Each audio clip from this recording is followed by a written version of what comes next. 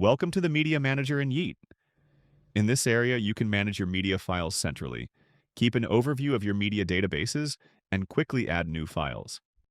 We can add new directories and name them, and we can search through existing directories. This is especially useful when multiple ones are available.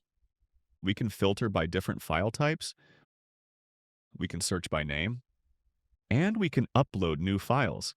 Let's upload an image. Right away, we can see that it appears in the directory along with its file type. We can use a direct link so the file can also be accessed by users outside the platform, not only within Yeet. However, a relative link is recommended for programming. We can duplicate this image, download it, and delete it. And of course, we can also delete the entire directory.